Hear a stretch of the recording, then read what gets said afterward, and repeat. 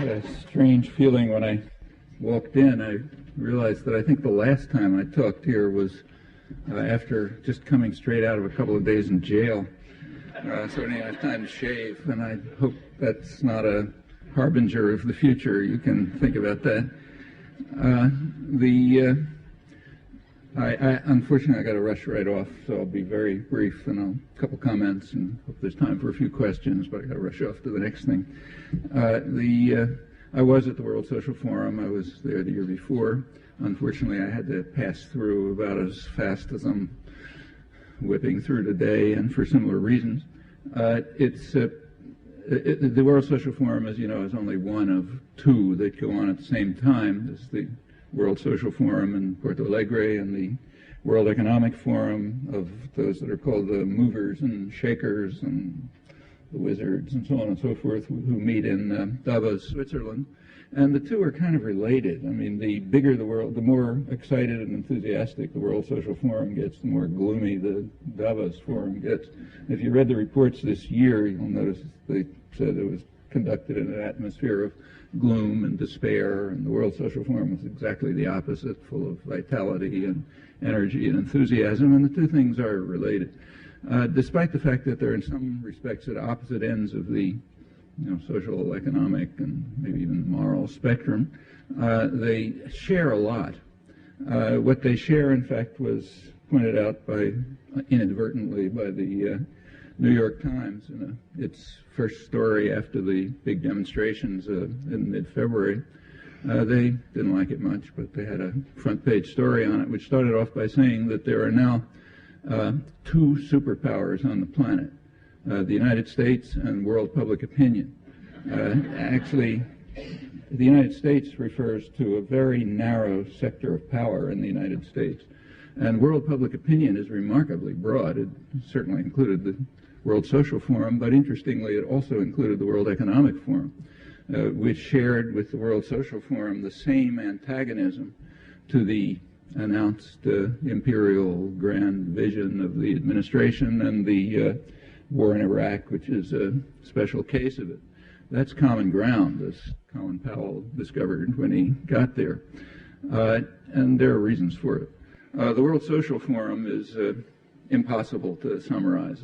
As you heard, about 100,000 people, and nobody counts, but it's what it looked like. It's roughly twice the preceding year and probably close to 10 times the year before that, from all over the world, every walk of life, lots of enthusiasm, excitement, even optimism. A lot of the optimism is fueled by things that have been happening in Latin America recently. The most dramatic was the election of Lula in Brazil, which is a really historic event, but there are similar ones in the rest of Latin America, and you'll be hearing about them, so I won't go into it. There's a lot, despite the diversity, there's a good amount of common ground there, and they're more or less in the same moral universe, share similar aspirations and goals, but there's tremendous diversity. And at the World Social Forum, there are particular forums on hundreds of issues of every imaginable kind, and also differing not only in priorities and concerns, but also in time scale.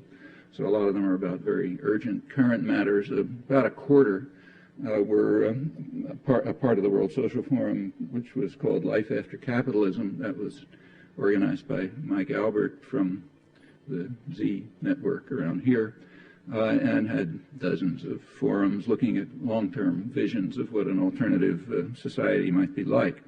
There are a couple of themes that ran through pretty much. One of them is the war-peace issue, which I just mentioned. There's overwhelming opposition shared as part of the second superpower to the imperial grand vision and the special case of the Iraq War. Maybe there were some divisions in Davos, but I'm pretty sure there weren't many, if any, at Porto Alegre. A second major theme is the theme of global justice that has to do with modes of partly alternative futures, but also modes of international integration. It's what's called globalization sometimes. There's almost nobody there who's objects to globalization. You know, you wouldn't be there if you did object, because you couldn't have gotten there. But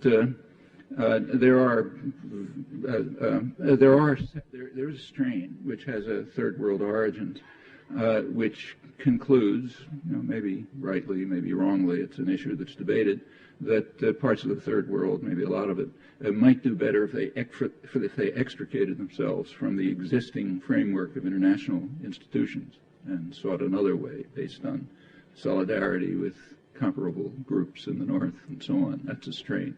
However, whether you accept that or not, and there's division over it, there's overwhelming agreement that in calling for a form of global international integration that's radically different from the investor rights version that's called globalization and the reigning economic systems, that'll be focusing on quite different priorities, on people, not investors, on human rights, on democracy, on social needs, and so on.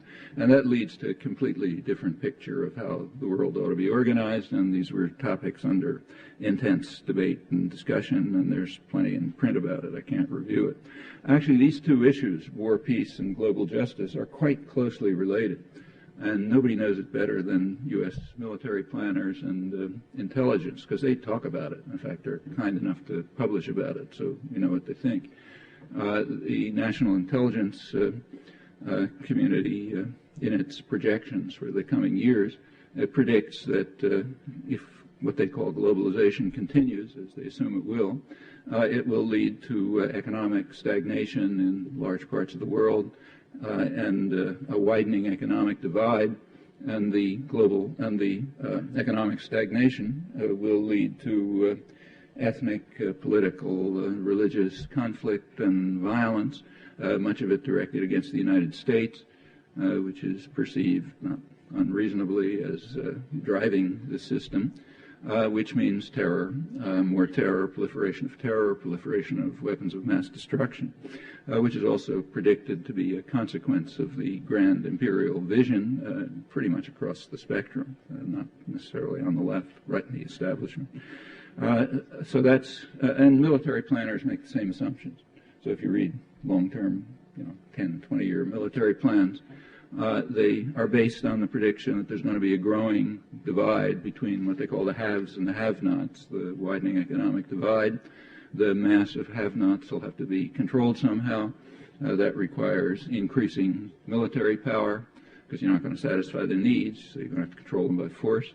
That means not only outspending the rest of the world in military force, but moving on to new forms of violence. One of the most crucial ones is militarization of space, which is extremely hazardous and will probably do us all in if it continues.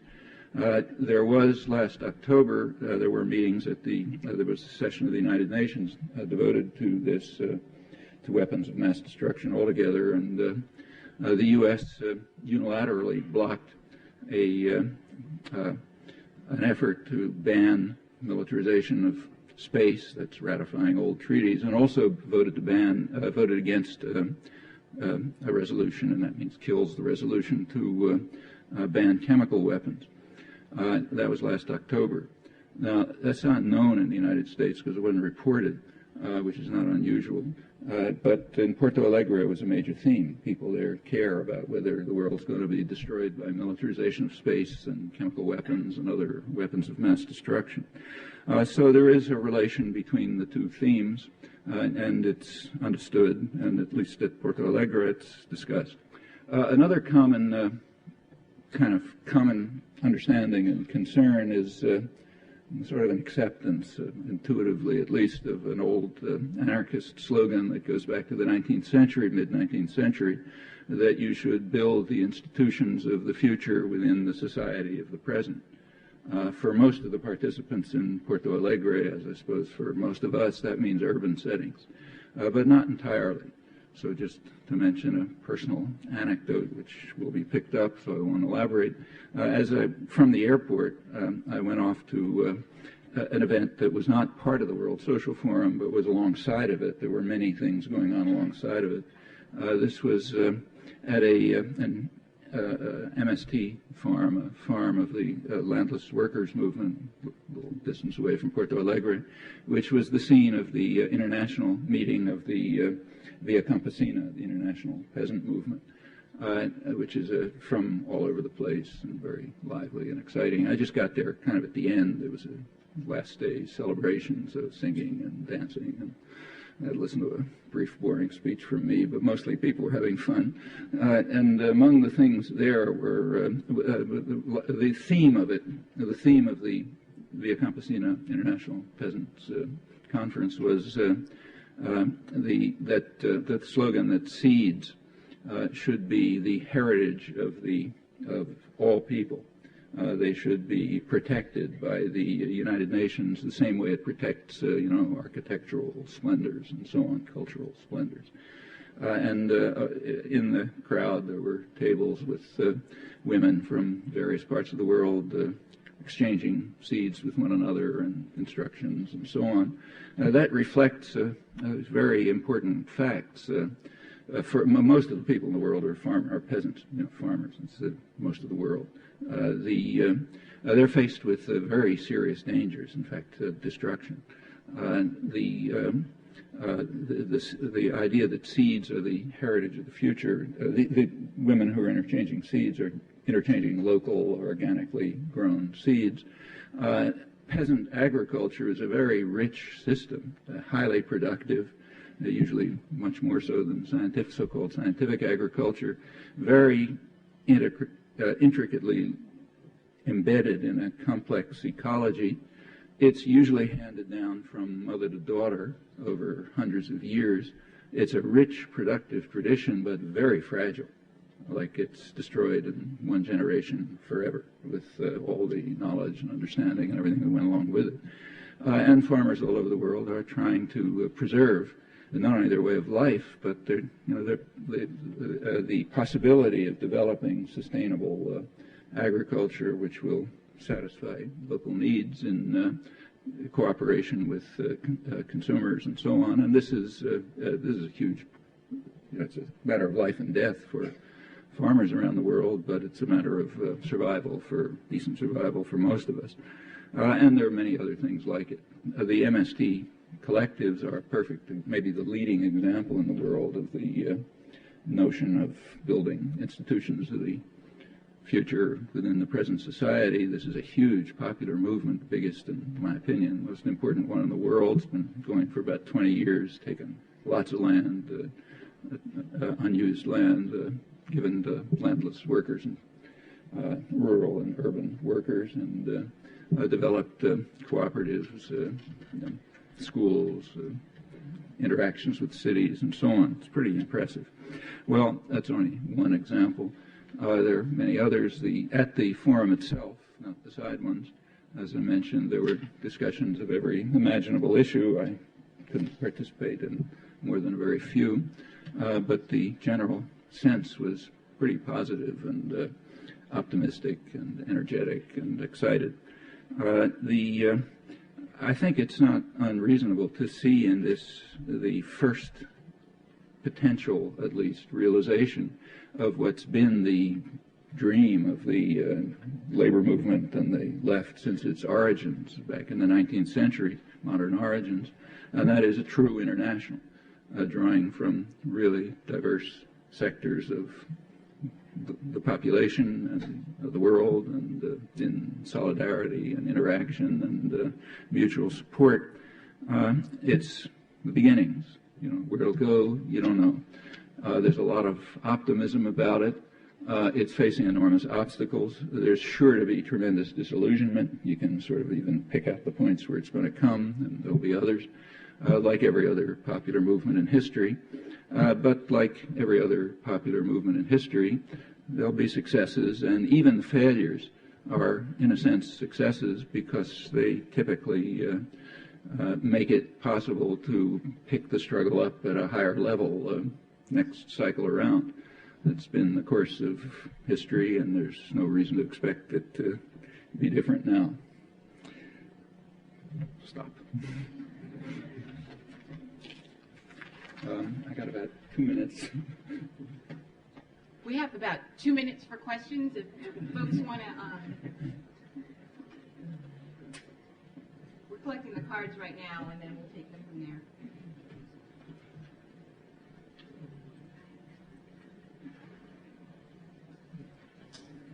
Actually, it'd probably be simpler if people just stood up and said something. No?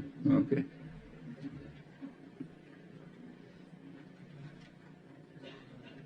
Shall I read it? Okay. This question asks, can you speak to the possibility of forums that bring people from opposing viewpoints, political parties, classes, backgrounds, etc., together to discuss with good process the issues of survival, war and peace, haves and have-nots, etc.? In other words, do you believe we can evolve beyond opposition to cooperation, sharing, etc.? Well, first of all, remember we are part of the second superpower. There's, I mean, if people from the first superpower say, you know, that George Bush's cabinet want to join in, it's fine. I don't think anybody should object. And if there are representatives of them around here, and there are, they should join in too. But so I think it's perfectly fine to have, you know, opposing viewpoints. However, we should recognize that one viewpoint, that of the first superpower, is overwhelmingly dominant in the, you know, so-called information system, the media, journals, intellectual life, what Samuel Huntington over at Harvard once called the institutions responsible for the indoctrination of the young, namely schools, universities, and so on, that the first superpower is overwhelmingly dominant there. The second superpower has to find its own means of expression and communication. And if people from the first superpower, which is a much smaller but much more powerful group, want to join in, I think we should just welcome that. But I don't think myself we have to look for ways to, you know, they're not going to let us into their forums, and we've got plenty to do ourselves. My feeling. We have 2 more questions which are related, and it's on the war. Professor Chomsky, what is your best guess as to the economic cost of the proposed war? We have one article today suggesting roughly 0.5 trillion. And what do we do? What is our response if they do launch the war? Well, on the first question, I don't think anybody has a clue. You may have seen that Paul Wolfowitz of the Pentagon just gave a sharp dressing down to the top general in the Army because he didn't like the numbers he was coming up with. In fact, nobody knows. I mean, if you want a serious analysis of the likely cost, there's quite a good article by a well-known economist, William Nordhaus, which is part of a very unusual publication. It's a publication of the American Academy of Arts and Sciences called War with Iraq. And it's a critique of the Bush administration position. It's a narrower critique than I would like, or I suspect many of you would like. So, for example, it doesn't say anything about the cost to the Iraqis. But it's a narrow critique, but a pretty strong one, and unusual, in that I don't believe that an institution like the American Academy has ever taken a public stand in opposition to government power on any issue of anything like this, even on narrow grounds. But in it, one of the chapters is Nordhaus's estimate of the possible cost of the war, and it's as good as anything else. But it's anybody's guess, just as it's anybody's guess what the effect on Iraqis will be. Nobody knows. Nobody has a clue. It could be what the worst case predictions of the aid agencies are, you know, hundreds of thousands killed and so on, or it could be, you know, something out of Santa Claus. The fact is nobody knows. The CIA doesn't know. Donald Rumsfeld doesn't know. I don't know. The so-called experts don't know. I mean, these are among the reasons why sane and decent people don't resort to violence, whether it's personal affairs or, you know, international affairs, unless they have just overwhelming arguments in their favor. You never need arguments against the resort to violence, no matter what domain it is.